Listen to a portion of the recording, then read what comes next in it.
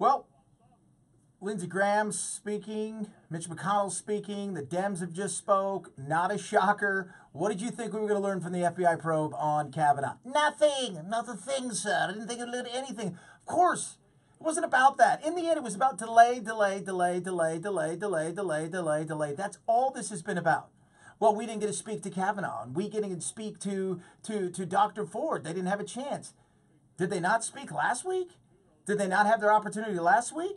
Well, they don't do as good a job as we do. I mean, the FBI would have done a way better job. We're just all mostly lawyers. For the love of God, we weren't going to learn anything new. It wasn't about that.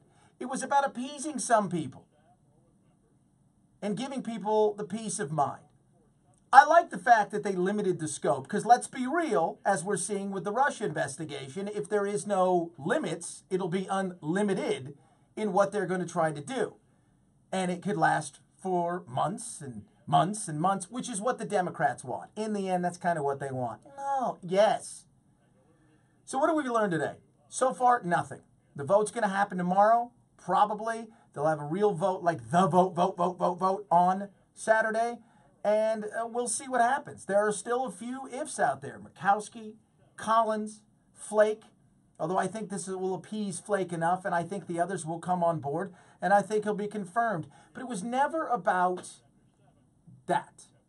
It was never about whether or not he was worthy, whether or not he was a good person, whether or not Brett Kavanaugh was even capable of doing the job.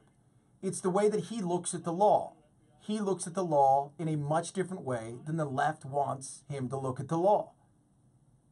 I understand why they did this. They're looking at a generational appointment here that could sway the courts for years and years and years and years. And they're terrified about it, because what happens nowadays? Everything ends up in the courts.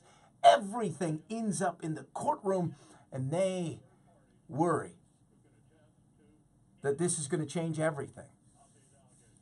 As I tell everybody, we all need to just breathe a little bit, relax.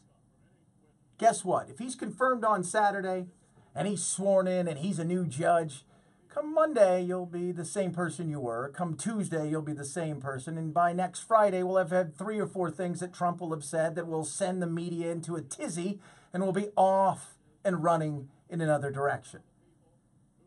We weren't here to learn anything new about this, right?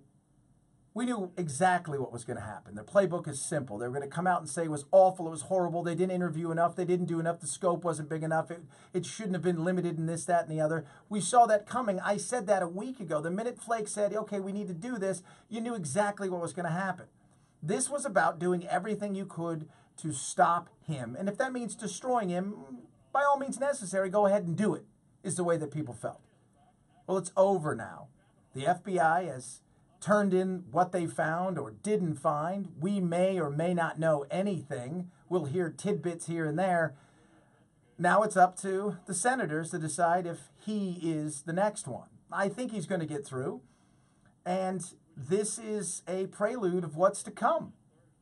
What's potentially to come in November, should they win, and how they may approach Trump. And if the Republicans win, what's to come moving forward. Interesting, yes. Ugly, yes. New politics, yes. How do we react in a more divided world than ever? Well, that's up to us. But I'll tell you right now, we didn't learn anything new from this FBI report that we didn't already know last week and the week before that. I'm Chad Benson. Make sure you subscribe here. Follow me at Chad Benson Show on Twitter and Instagram. Like the Facebook page, The Chad Benson Show. I'll see you on the radio.